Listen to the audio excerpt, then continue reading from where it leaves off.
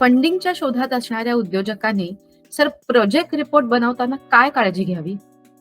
यासाठी मी याचे उत्तर 3 भागात देऊ इच्छितो. पहिली बाब म्हणजे नवीन व्यवसाय किंवा व्यवसाय वृद्धी करणारा उद्योजक याला बँका, एनबीएफसी यांच्याकडून कर्ज पाहिजे असेल तर क्रेडिट वर्दीनेस म्हणजे त्याचा सिबिल स्कोअर हा 750च्या रेंज मध्ये असणं आवश्यक आहे.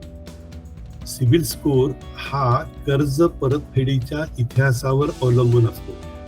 व्यवसाय करताना चेक बाउन्सिंगचे प्रकार सुद्धा उद्योजकाचा सिबिल स्कोअर अफेक्ट करतो, हे लक्षात ठेवावे. दुसरी बाब म्हणजे परिपूर्ण प्रोजेक्ट रिपोर्ट तयार करणं विथ एक्झिक्युटिव्ह समरी.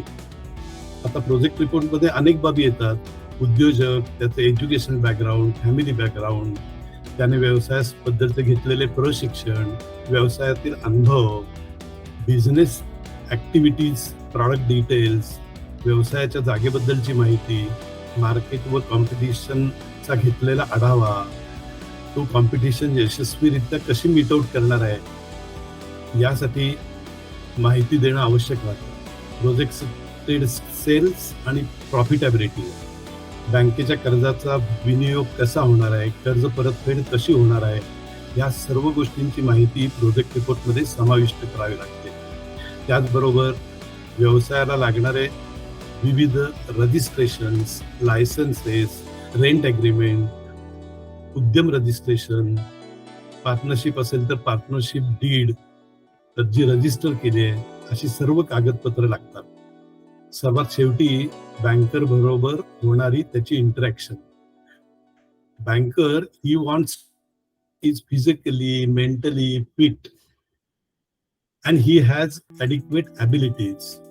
त्याच्या अचिव्हमेंट्स काय आहेत ह्या सगळ्याचं तो अनालिसिस करत असतो आणि मग लोन प्रपोजल मंजूर होतं.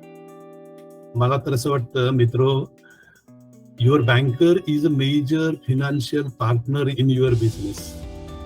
त्यामुळे त्याला सर्व माहिती तुम्ही देणं हे आवश्यक आहे. दे असरा यासाठी छोट्या व्यावसायिकांना सर्व प्रकारचे मार्गदर्शन करते व छोट्या व्यावसायिकांनी याचा अवश्य लाभ घ्यावा अशी माझी विनंती. या संदर्भातली लिंक ह्या व्हिडिओच्या शेवटी दिलेली आहे. धन्यवाद.